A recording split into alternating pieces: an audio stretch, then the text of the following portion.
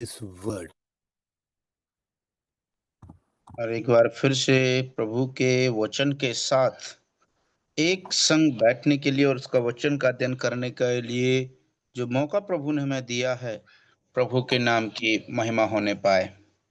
It's really wonderful to see always the new names for me, even though I'm not able to see their faces. New names who are here, who are coming to sing and also to hear God's word. May God bless each and every one of us according to His riches.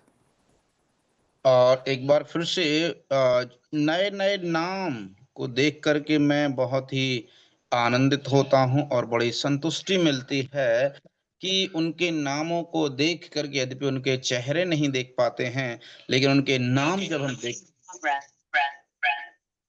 देखते हैं तो ये बड़ी अद्भुत बात है। बड़ा प्रोत्साहन मिलता है कि नए नए जन प्रभु का वचन का अध्ययन करने के लिए इकट्ठे हो रहे हैं। So, as you all know, we are going through this topic, powerless without prayer. और जिस प्रकार से आप सबको याद है कि हम लोग उस टॉपिक से उस विषय का अध्ययन करते चले आ रहे हैं, और उस जो हमारा टॉपिक है वो है बिना प्रार्थना के शक्तिहीन होना। We have already finished 8 lessons. Last lesson was praying for those in authority. और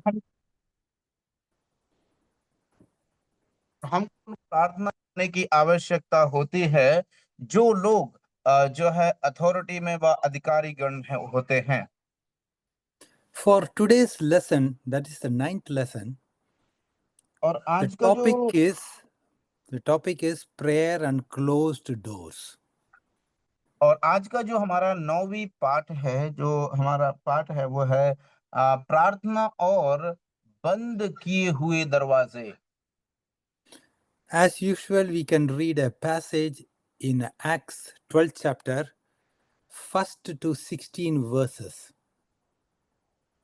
और हमेशा की तरह है आज भी हम लोग आज के मनन के लिए, अध्ययन के लिए हम लोग प्रेरितों के काम की पुस्तक उसका 12 अध्याय और 1 से लेकर के 16 तक हम लोग पढ़ लेते हैं। So we can read Acts 12th chapter, हाँ, 1st to पढ़िए। 16 verses. ओके। उस समय हेरोदस राजा ने कलीसिया के कई व्यक्तियों को सताने के लिए उन पर हाथ डाले। उसने यूहन्ना के भाई याकूब को तलवार से मरवा डाला। जब उसने देखा कि यहूदी लोग इससे आनंदित होते हैं तो उसने पतरस को भी पकड़ लिया।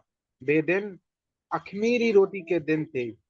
उसने उसे पकड़ के बंदी गृह में डाला और 4-4 सिपाहियों के 4 पहरों में रखा।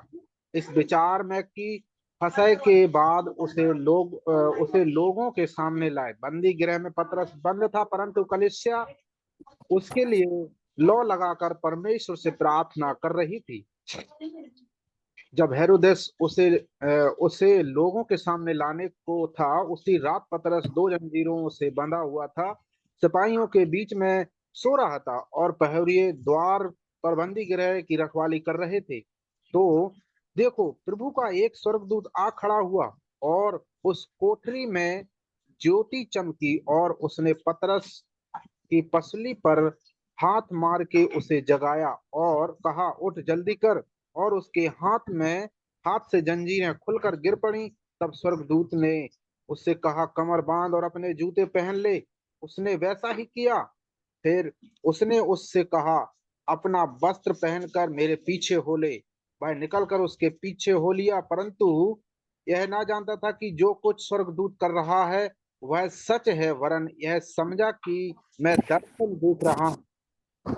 अब वे पहले और दूसरे पहरे से निकलकर उस लोहे के फाटक पर पहुंचे जो नगर की ओर है। वह उनके लिए आप से आप खुल गया और वे निकलकर एक ही गली और तुरंत छोड़कर चला गया। तब पतरस ने सचेत होकर कहा, अब मैंने सच जान लिया है कि प्रभु ने अपना स्वर्गदूत भेजकर मुझे हेरोदेस के हाथ से छुड़ा लिया और यहूदियों की सारी आशा तोड़ दी है। और कितना कितना 12 16, brother. 16. या यह जानकर वह उस यूहन्ना की माता मरियम के घर आया जो मरकुस कहलाता है। वहां बहुत से लोग इकट्ठे होकर प्रार्थना कर रहे थे। जब उसने फाटक की खिड़की खटखटाई तो रूदे नामक एक दासी देखने को आई। पतरस का शब्द पहचान कर उसने आनंद के मारे फाटक ना खोला, परंतु दौड़कर भीतर गई और बताया कि पतरस द्वार पर खड़ा है।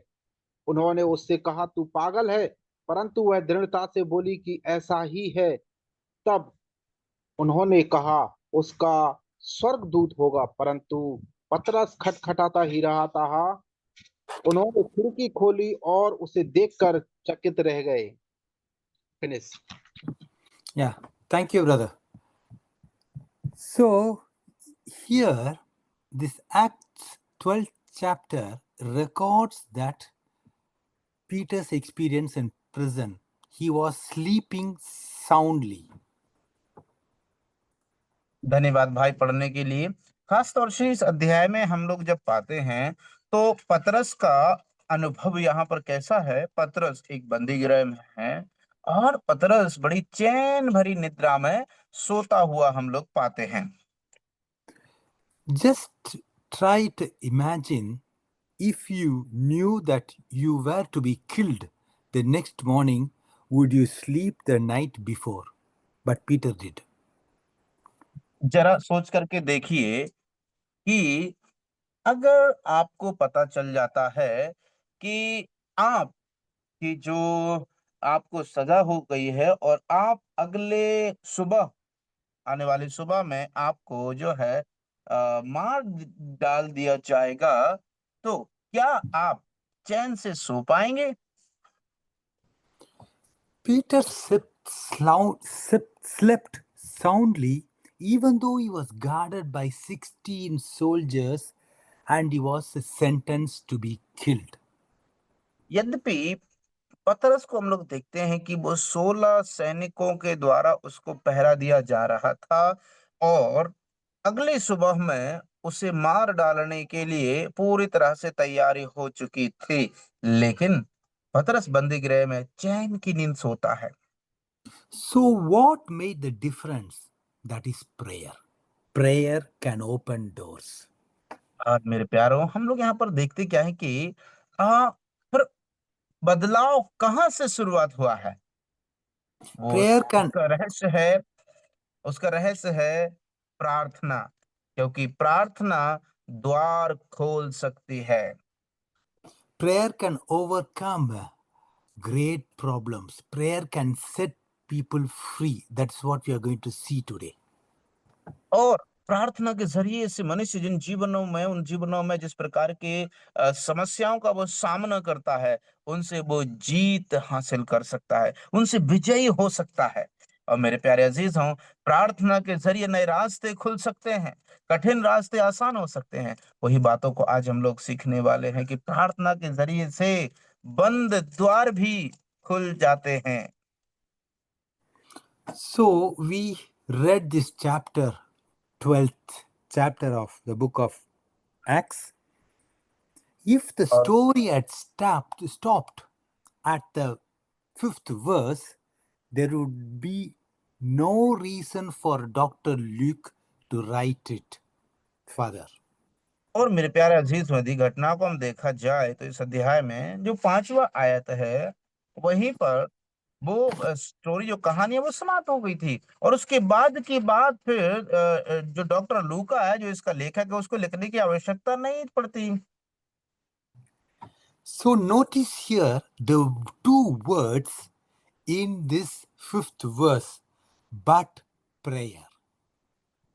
लेकिन आप ध्यान देना कि एक जो 2 आयतों में हम लोगों ने देखा है, प्रार्थना कितना आवश्यक है। प्रार्थना का रूप हम लोग देखते हुए वहां पर पाते हैं।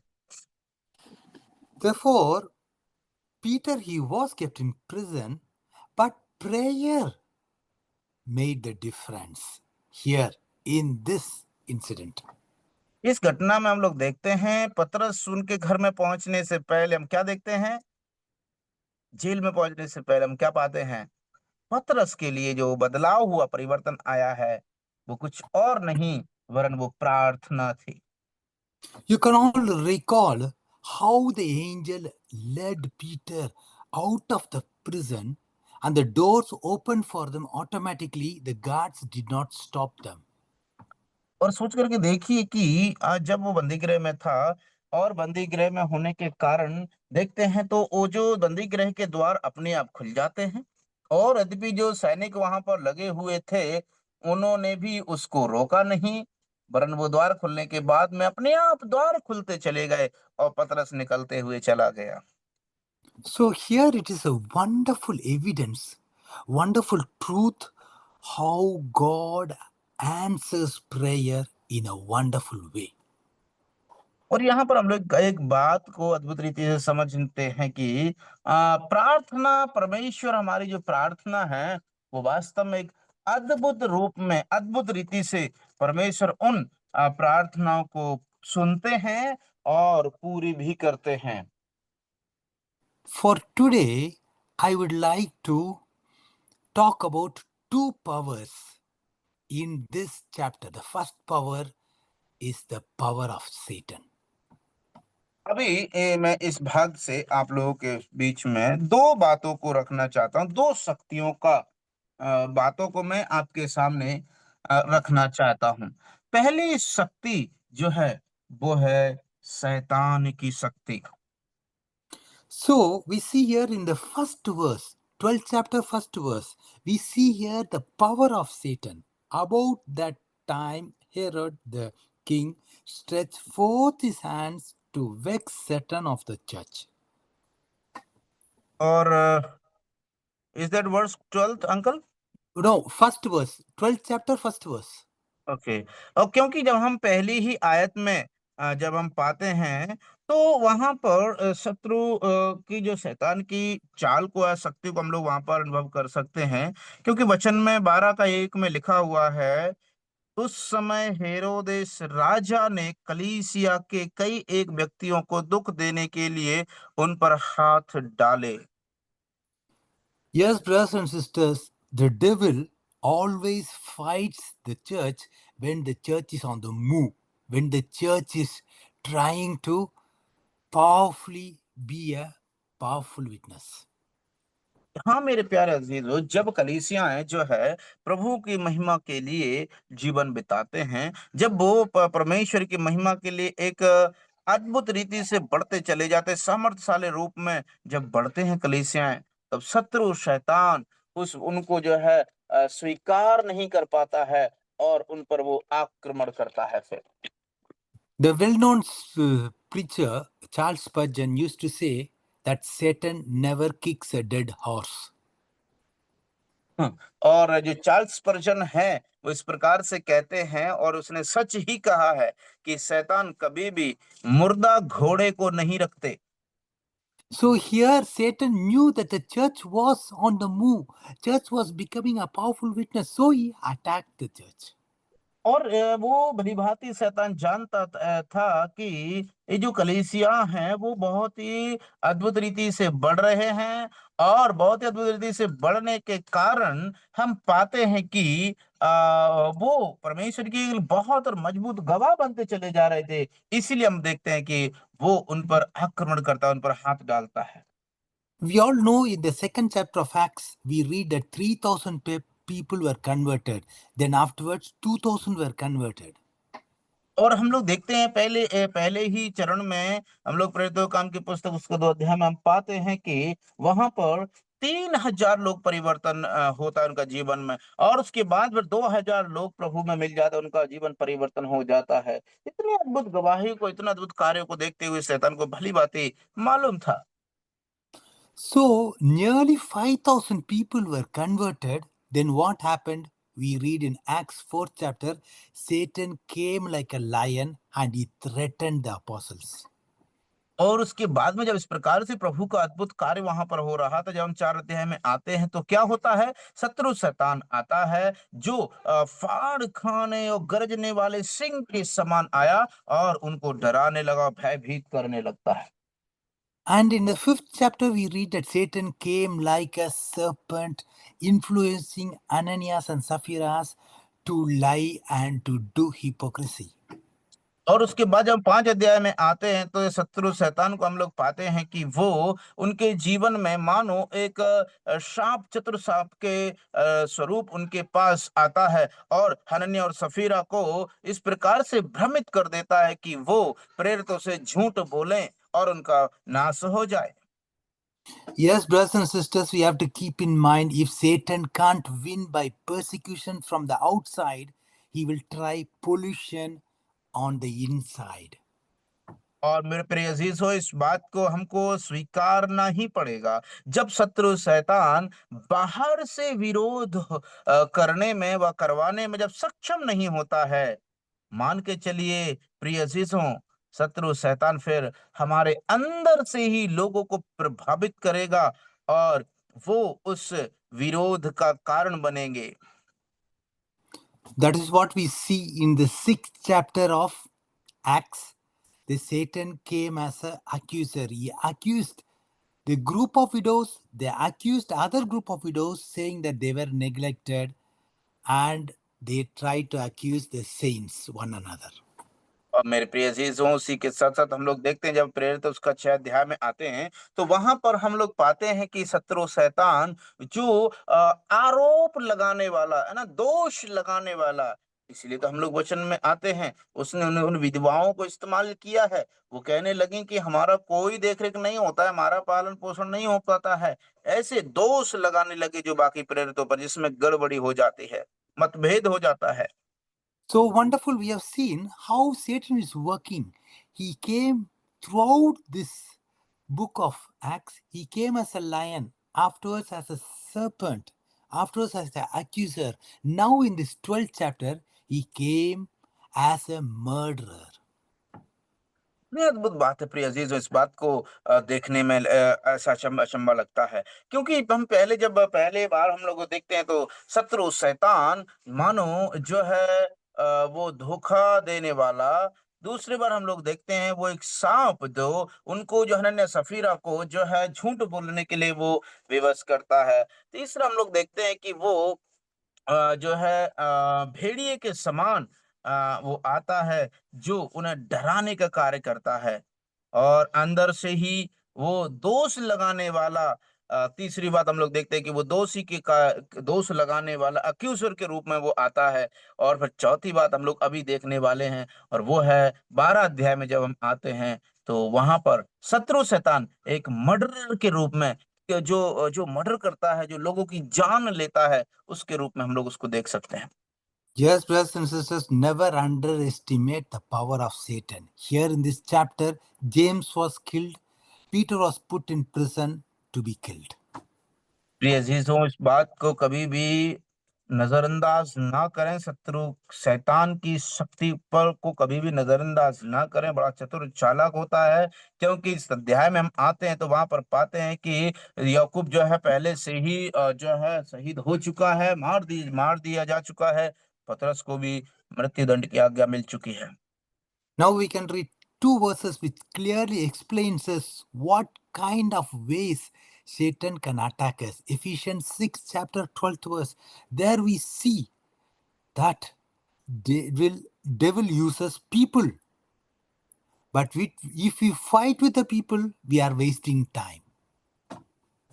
प्रिय अजीजों, जब हम प्रभु Ephesians के 6 chapter 12th verse.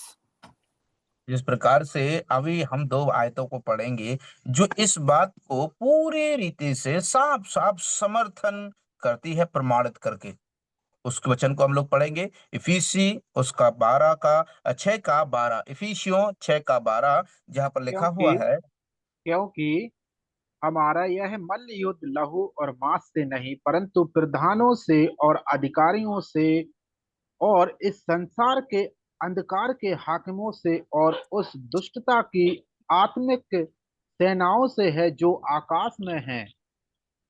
For the struggles is not against the flesh and blood, but against the rulers, against the authorities, against the powers of this present darkness, against the spiritual forces of evil in the heavenly places. Yes, devil uses people, but we should not fight with the people because we will be wasting our time. यद्यपि प्रिय अजीजों, ये बात सच है कि शत्रु शैतान जो है मनुष्यों का इस्तेमाल करता है, लेकिन मनुष्यों से हमें लड़ना झगड़ना नहीं है, क्योंकि उनके पीछे का जो कार्य करवाने वाला कोई और है। वो हम मतलब वेस्ट ऑफ टाइम, मतलब अपना समय को बर्बाद करना है उनके साथ झगड़ने से। Here in this chapter, we see Satan is using Herod, the king Herod. But today, Satan uses all kinds of people to attack the work of the church. हम देखते हैं उस समय में, यहाँ पर इस भाग में हम लोग पढ़ते हैं तो शत्रु शैतान ने हेरोद राजा का इस्तेमाल किया उस समय में। लेकिन वर्तमान में हम लोग क्या देखते हैं? वर्तमान में हम लोग पाते हैं कि उसने कई विरोधियों को कलीसिया के विरोध में खड़ा कर देता है। सताव, कई ग्रुप के लोगों को हमारे विरोध में खड़ा करता है सताव करवाने के लिए। So no wonder Peter wrote in 1 Peter 5th chapter 8th verse, he wrote that Satan is just walking like a roaring lion. He wants to see who he can devour, who he can eat up, who he can attack. और मेरे प्यारे अजीजों, इस बात को प्रभु का वचन प्रेरित में साफ साफ लिखा हुआ है कि शत्रु शैतान जो है वो एक फाड़ खाने वाला भेड़िया, गरजने वाले सिंह के समान है, इसकी फिराक में रहता है कि किसको फाड़ खाए। So the church that does not pray is already in the hands of the Satan. इसलिए जो कलीसिया प्रार्थना नहीं करती, वो पहले से ही शत्रु शैतान के हाथों के वश में है। This church that is not alert, watching, guarding is already in the hands of Satan. और वो चर्च, वो कलीसिया जो प्रभु का वचन के अनुसार सुरक्षित नहीं रहती, सचेत नहीं रहती, जागृत नहीं रहती, वो कलीसिया शत्रु के शैतान के हाथों में पहुंच चुकी है। So that's what in Matthew 26 chapter 41st verse we read, watch and pray. We और इसी must बात be alert and we must be aware. और इसलिए मेरे प्रिय अजीजों, जब हम प्रभु के वचन में मत्ती रचित सुसमाचार में आते हैं, तो वहां पर हम लोग साफ साफ रीति से पढ़ते हैं, जहां पर प्रभु यीशु मसीह उनसे कहते हैं कि सचेत रहो, जागते रहो और प्रार्थना में लगे रहो।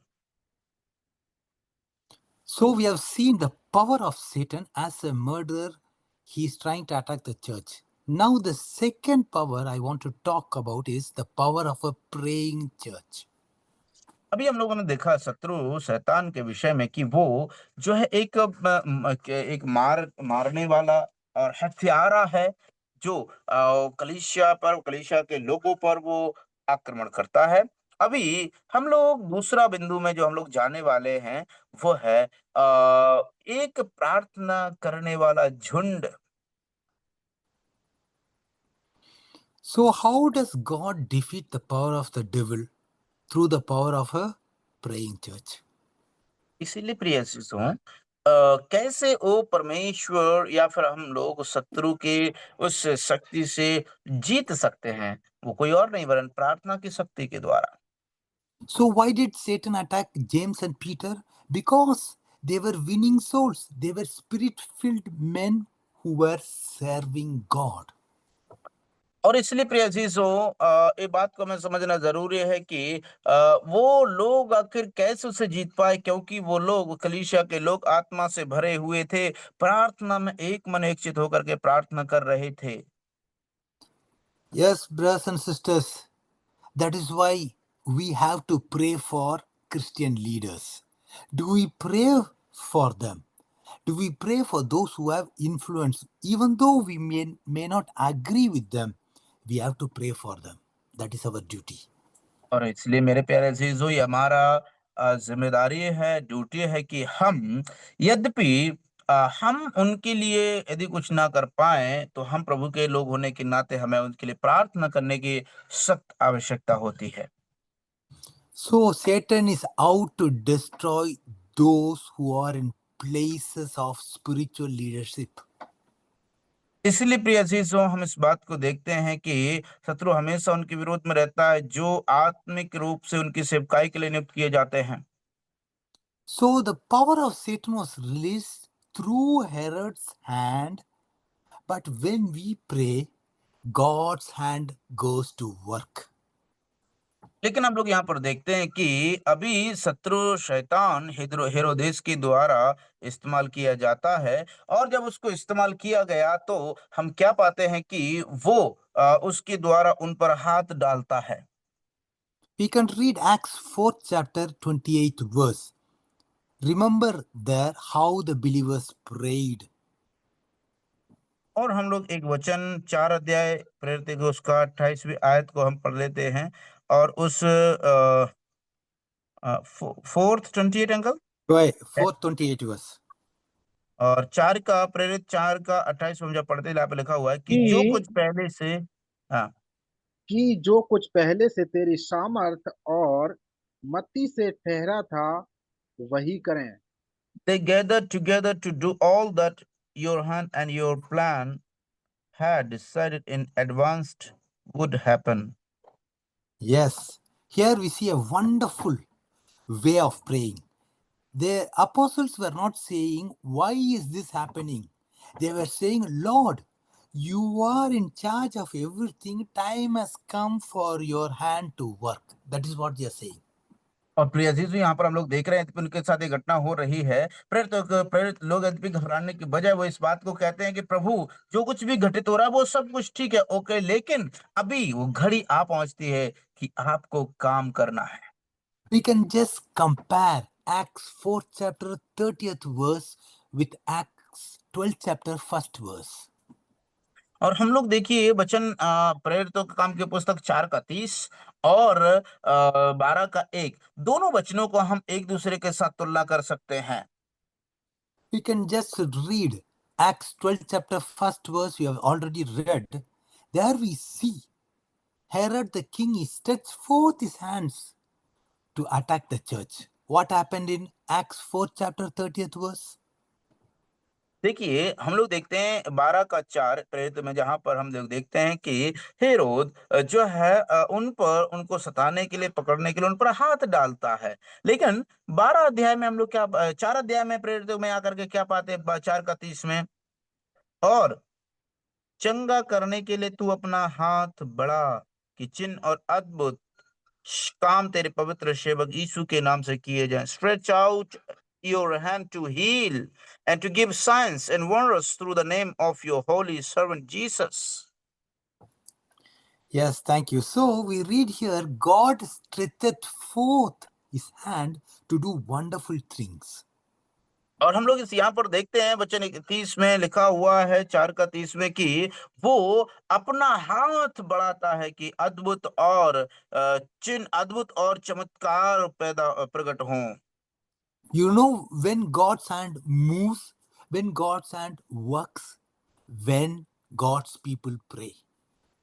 क्या आप जानते हैं इस बात को कि परमेश्वर का कार्य, परमेश्वर का हाथ होता है। परमेश्वर अपना हाथ को बढ़ाता है। कब बढ़ाता मालूम है? जब लोग उसकी प्रार्थना करते हैं। Yes, brothers and sisters, prayer is what moves the hand of God. And we, most of the time, tie God's hand by our unbelief. और मेरे प्यारे अजीजों, इस बात को हम लोग देखते हैं कि परमेश्वर का हाथ जब हम प्रार्थना करते हैं तो बढ़ता है, लेकिन अधिकतर हमारे साथ क्या होता है ना, कि हम लोग परमेश्वर का हाथ को बांध दे देते हैं। काय की द्वारा मालूम है? अविश्वास की जंजीर के द्वारा परमेश्वर का हाथ जो बढ़ाना चाहते हैं वो बांध देते हैं। Often we hear church members, even church leaders, always complaining because people are not being saved, because the church is not growing, they have no money to pay the bills and all.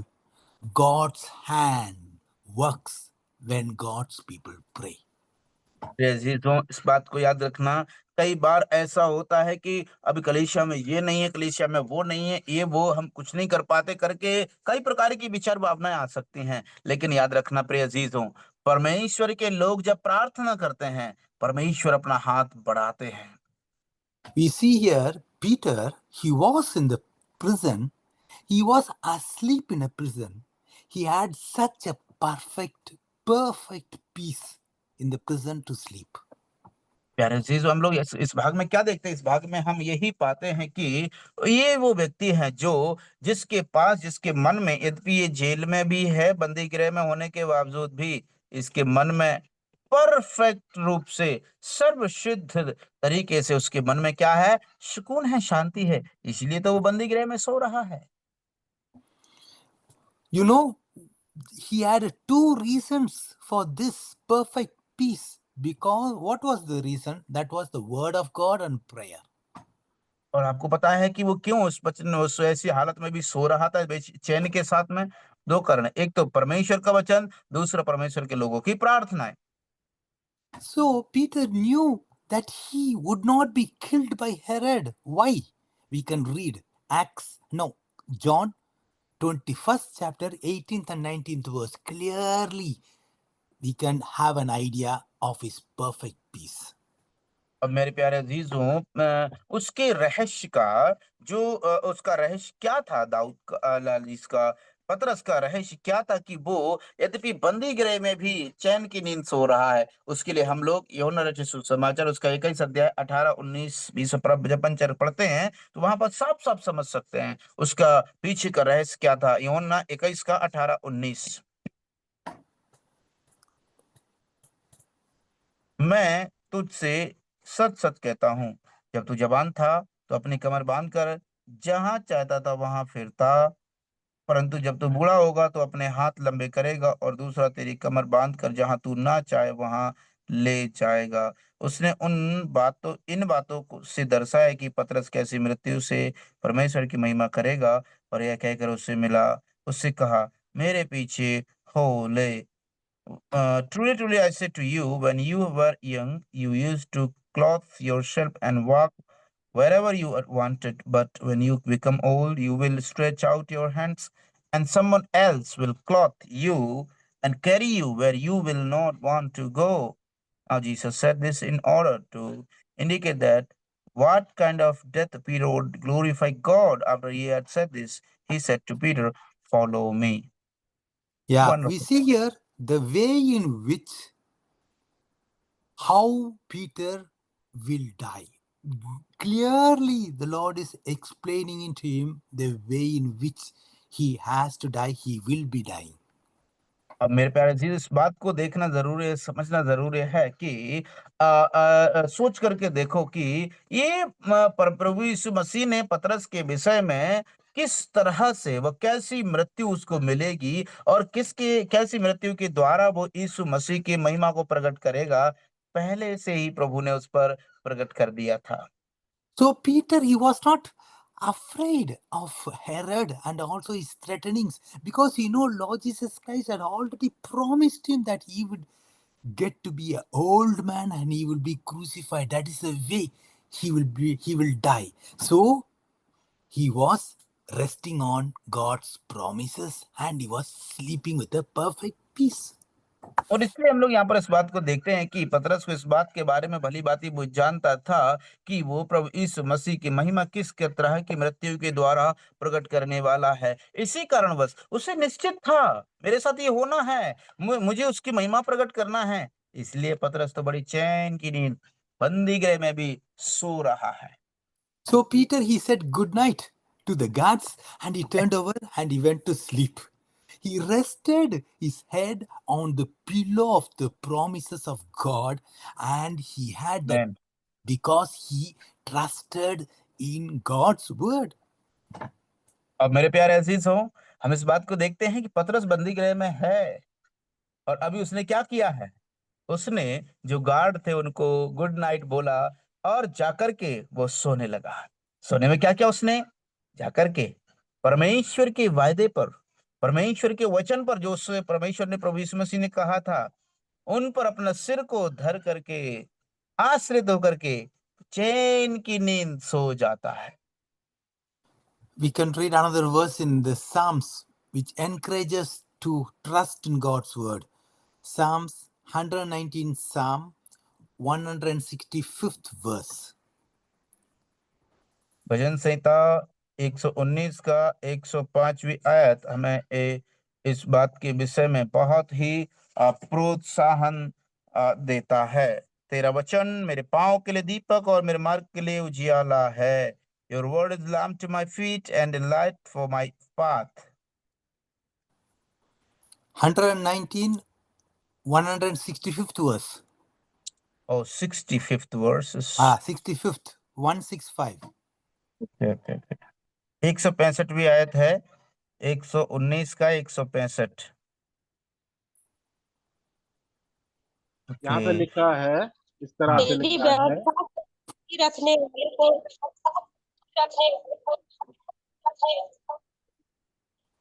पढ़े। Thank you. तेरी व्यवस्था से प्रीति रखने वाले को बड़ी शांति होती है और उनको कुछ ठोकर नहीं लगती है। Great peace they have, those who love your law. Nothing makes them stumble. Wonderful, amazing, great. Yeah, see, great peace. Peter had this peace because of prayer. He had prayed, the apostles had prayed, many people gathered in Mary's house also were praying. और देखिए प्यारे अजीजों, पतरस के पास यही वचन के साथ उनके मन में इतना महान शांति और सुकून भरा हुआ है, क्योंकि उसके लिए सबके सारी की सारी कलीसिया, मरियम के घर में भी लोग इकट्ठे होकर के उसके लिए प्रार्थना कर रहे हैं। Yes, I would like to turn your attention to this prayer meeting. We'll see here in this Acts 12 chapter 5th verse. Look at this prayer meeting. They were all gathered together in the house of Mary. And what they were doing, they were praying. Prayer was made without ceasing. So, that is without stop. अब प्यारे अजीजों, इस बात को देखिए, मैं आपका ध्यान फिर से प्रेरितों काम की पुस्तक उसका 12 अध्याय 5वीं आयत में इस प्रार्थना मीटिंग में, है ना, प्रेयर मीटिंग की ओर लेकर के आकर्षित करना चाहता हूं।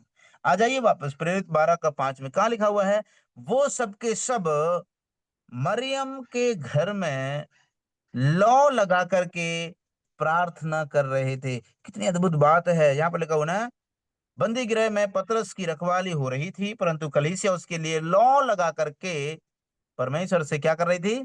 प्रार्थना कर रही थी उसके लिए। कितनी अद्भुत बात है। So the word translated here is without ceasing, means strenuously, with a great agony they were praying, with great suffering in their heart, with a great burden they were praying. और यहाँ पर जो बात लिखी गई है कि वो लौ लगा करके उनके लिए प्रार्थना कर रहे थे, इसका मतलब है वो बड़े ही बोझ के साथ में, बड़े ही जो है उनके मन में जो है एकदम से वो दुख भर गया है, उसके प्रति वो गरेरू भरते हुए, वो दुख को प्रकट करते हुए लौ लगा करके परमेश्वर के वचन में, उसके वायदे पर लीन होकर के वो प्रार्थना कर रहे थे पतरस के लिए।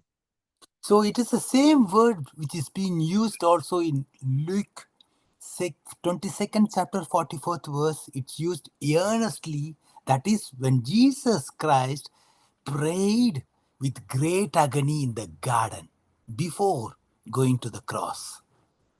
मेरे प्यारे अजीजों, हम इस बात को देखते हैं कि जब हम उसी प्रकार का एक शब्द को हम लोग लूका उसका 22 अध्याय में भी हम लोग पाते हैं, जहां पर यीशु मसीह जो है वही जो है अत्यंत व्याकुल होकर के वो प्रार्थना में लगा हुआ था। लूका 22 का 44 जब हम पढ़ते हैं, So this group of people, group of believers, they were not sitting around a table eating and just casually talking. They were praying earnestly.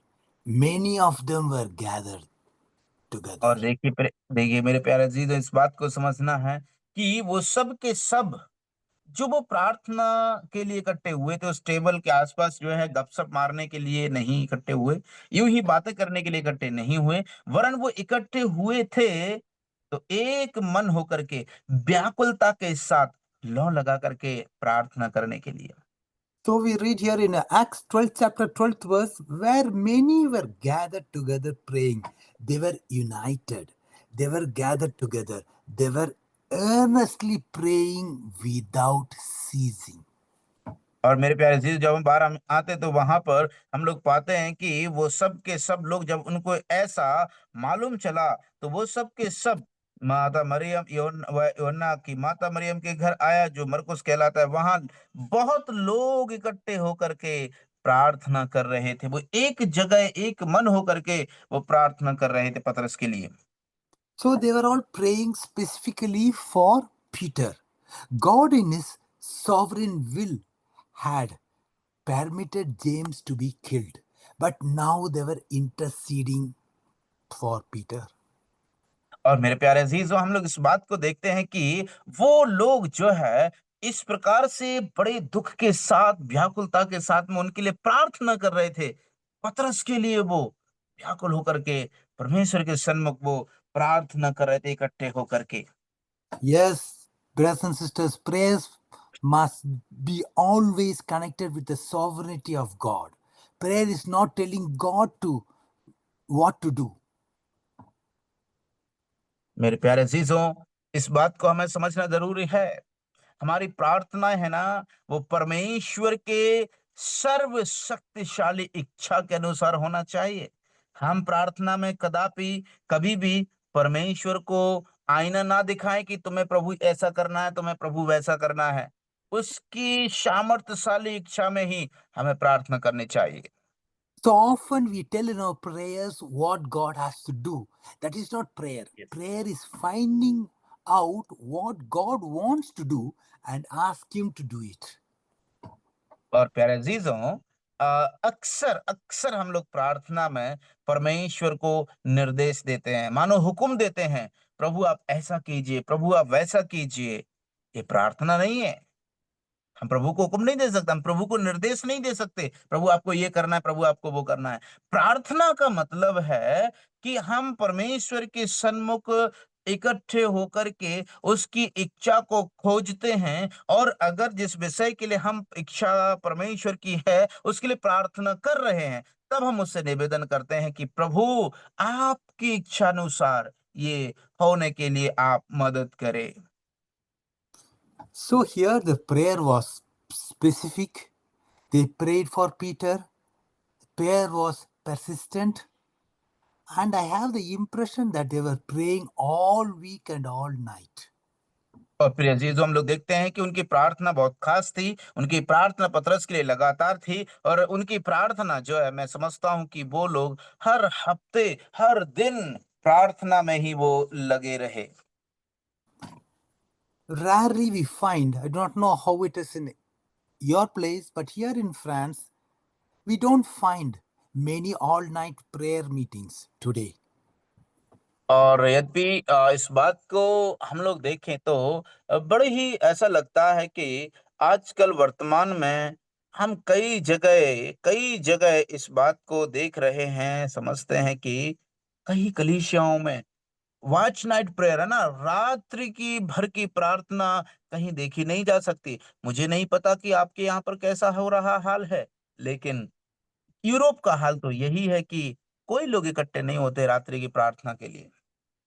I remember when I was nearly some years back in Pondicherry in India, attending some of these all-night prayer meetings which was led by my dad. What meetings they were. We started at nearly 8 o'clock in the night and we finished it nearly after midnight. We had a wonderful time of prayer. I remember that. It was so many years back.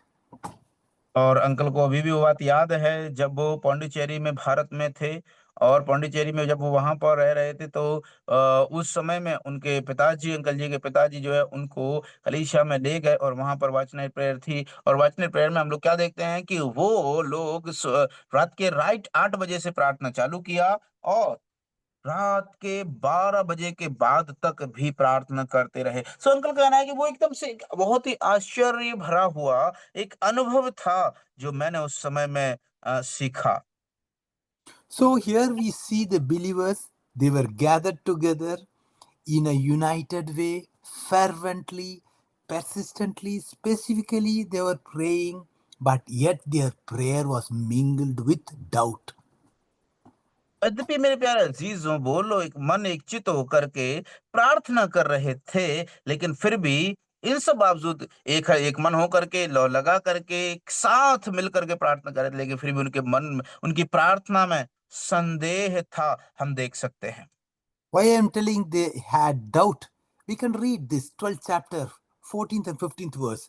When the servant girl, Rhoda, told them that Peter is at the door, what did they tell? They told, you must be mad.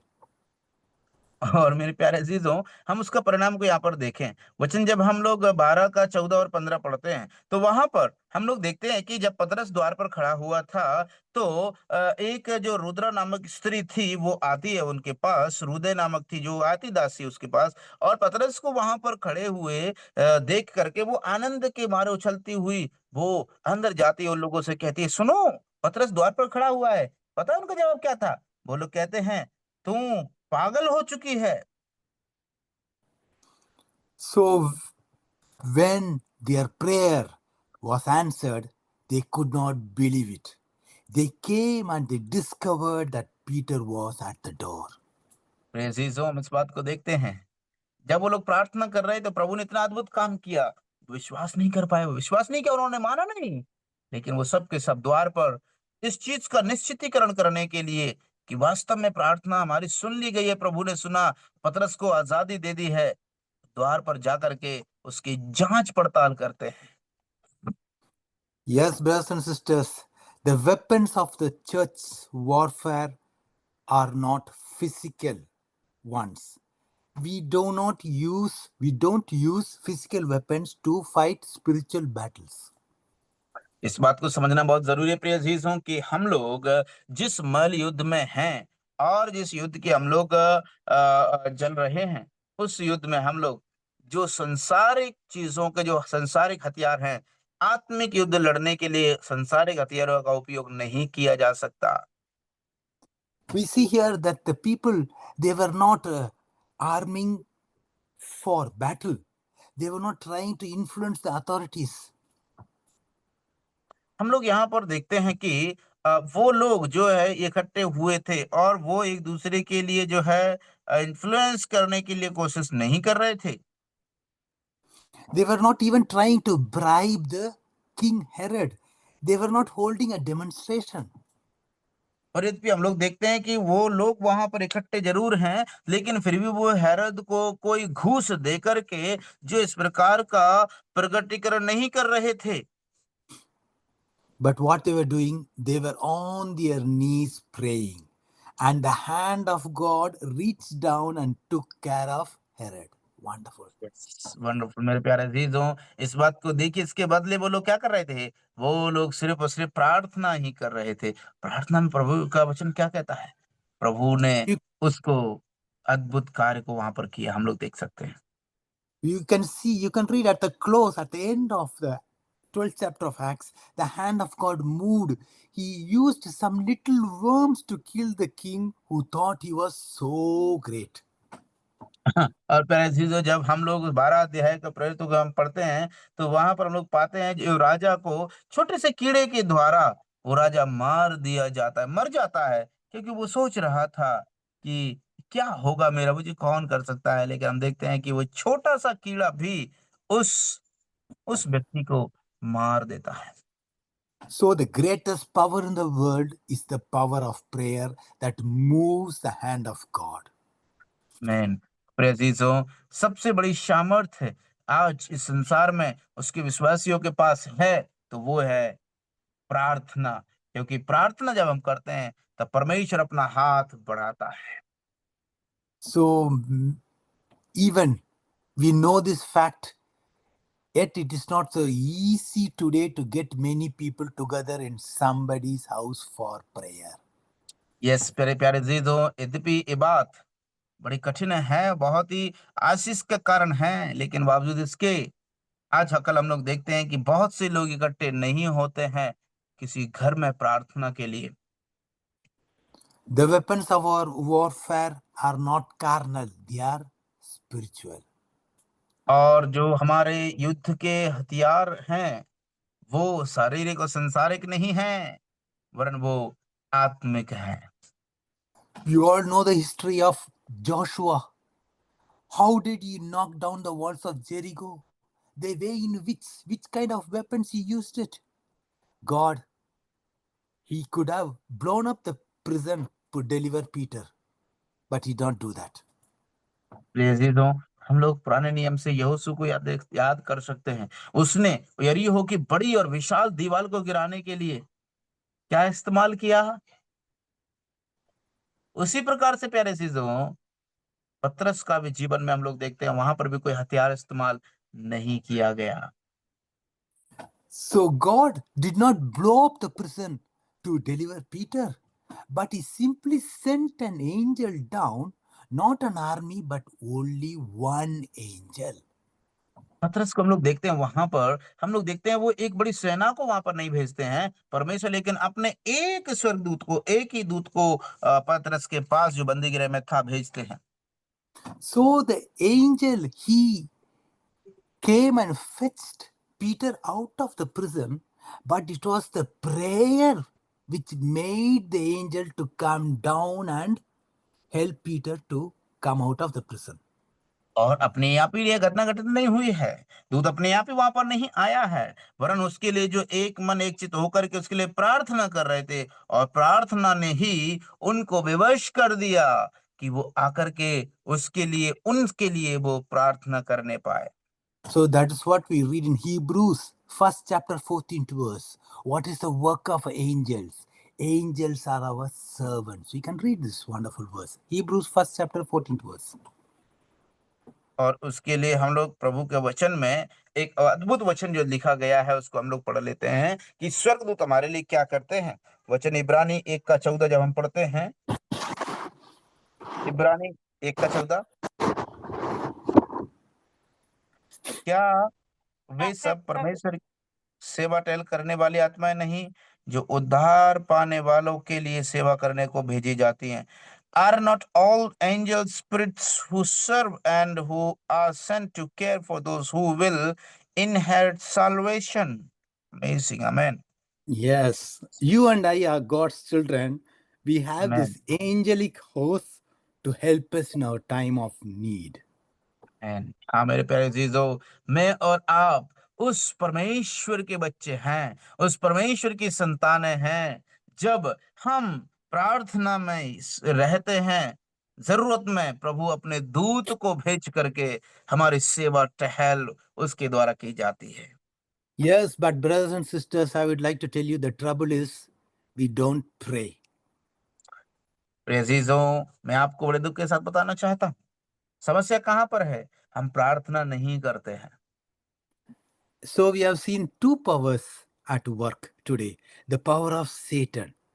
Church does not pray, is already in the hands of Satan. So watch and pray. और प्यारे अजीजों, आज हम लोगों ने दो शक्तियों को देखा है। पहला, कलीसिया जो प्रार्थना नहीं करती, वो पहले से ही शत्रु शैतान के वश में कर दी गई, इसलिए जागते रहो, प्रार्थना में लगे रहो। The second one we saw, that is the power of a praying church. They were united, gathered together, and they were fervently, specifically praying for Peter. और इसलिए प्रिय अजीजों, दूसरी बात है, कलीसिया जो प्रार्थना करने वाली है, और वो सब एक मन एक चित होकर के व्याकुलता के साथ में लौ लगा करके, लीन होकर के प्रार्थना कर रहे थे पतरस के लिए, और परमेश्वर का सामर्थ्य हाथ उन पर बढ़ते हुए हम लोग देख सकते हैं। So yes, brothers and sisters, with a great burden I prepared this. I do not know what particular present problems you're going through. Might be something in your church life, in your personal life, in your family life, otherwise in your professional life. प्रिय अजीजों, आपको एक खास बात बताना चाहता हूँ। ये वचन, ये संदेश बड़े ही बोझ के साथ तैयार किया था मैंने। मुझे नहीं मालूम है आपके जीवन में कौन से वो बंदी गृह के अनुभव है जिनके द्वारा आप गुजर रहे हैं। हो सकता है वो कलीसियाई जीवन हो सकता है वो पारिवारिक जीवन हो सकता है वो व्यक्तिगत जीवन हो सकता है वो आपके जीवन में एक घटित होने वाली अचूक घटना हो, या बीमारी हो, या तंगी हो। एक ही बात है, प्रार्थना। But you can be sure of this.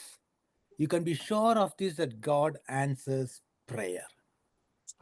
प्रेज़िज़ हो, इस बात को लेकिन याद रखना, आप निश्चिंत रहिए। यदि आप प्रार्थना करेंगे तो परमेश्वर उस प्रार्थना का उत्तर अवश्य देंगे, अवश्य देंगे। No matter what the situation may be, no matter how high the walls will be, God is able to deliver. इस बात को कभी भी निश्चिंत रहिए और कभी ना सोचिए, समस्या कितनी ही बड़ी क्यों ना हो, दीवारें कितनी ही ऊंची क्यों ना हो, परमेश्वर सब कुछ तोड़ डालेगा। लेकिन हमें निश्चिंत होकर के, लौ लगा करके, व्याकुल होकर के, उस पर निर्भर है करके हमें प्रार्थना करना है। We see here, no matter how locked the doors may be, no matter how strong may be the guards, no matter how great the power of Satan may be in the world today, but still we have the power of God. He is able to deliver us. और मेरे प्यारे अजीजों, इस बात में मैं कोई दो राय नहीं है। हमें नहीं मालूम कि हम किस प्रकार से शत्रु हमारे कैसे प्रकार की परिस्थितियों में हम क्यों ना पड़े हों, हम कैसे ही बंधनों में क्यों ना बंद हो, कितने ही द्वार क्यों ना लगे हों। जब हम प्रार्थना करते हैं, परमेश्वर सक्षम है वो सब द्वार को खोलने में। आमेन। Yes. I will just encourage you to meditate on this verse, Acts 12, chapter 5th verse. People can be delivered. Many wonderful things can happen if the church will learn how to pray. मैं आपको एक बात के द्वारा प्रोत्साहन करना चाहता हूं। जब आप 12 अध्याय प्रेरित का 5वीं आयत है, आप उस पर मनन कीजिए। हाँ पे रहो, जब प्रार्थना की जाती है द्वार खुल जाते हैं। Yes, something happens when churches pray. Something happens really when God wants to move his hand and he can do wonderful things in our lives. अब प्यारे अजीजों, जब कलीसियाएं प्रार्थना करती हैं, अद्भुत कार्य होता है, कुछ आश्चर्यचकित होता ही है। और जब कलीसियाओं का जो शर्त है कि वो एक मन होकर के, लौ लगा करके प्रार्थना में लीन हो, तब ही ये होता है। We have seen here doors are opened, deliverance take place because God's people pray. प्रार्थना जब मनुष्य परमेश्वर के लोगों ने किया, द्वार खुल गए, पतरस का छुटकारा हुआ है क्योंकि उन लोगों ने प्रार्थना किया। So may God help us to realize that this greatest power in the world is the power of prayer that moves the hand of God. Amen. आमीन। इसलिए प्रिय अजीजों, याद रखिए, संसार की सबसे शक्तिशाली जो सामर्थ है, शक्ति है, वो है प्रार्थना, जो परमेश्वर के हाथ को बढ़ाती है। परमेश्वर कार्य करता है। आमीन।